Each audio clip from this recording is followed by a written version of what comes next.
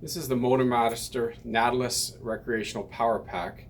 I'm going to show you how to change the battery with an aftermarket battery because they're significantly different than the original battery.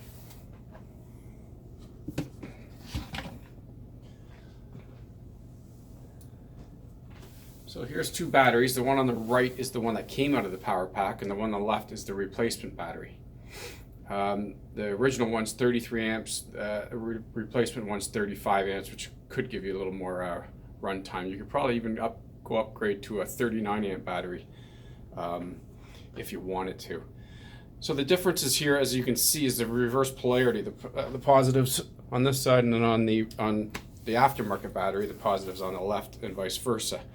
So I first tried it with a post 12 volt 35 amp battery, which was similar to this, which would have posts on here. But on the aftermarket ones, the posts are level with here, so it was up to about here. So there was just no room for that battery to fit in there.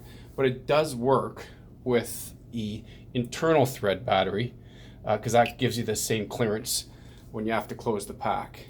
I'll show you how you'd replace it with the replacement cables, but before you get going, you have to take off the strap on the aftermarket battery.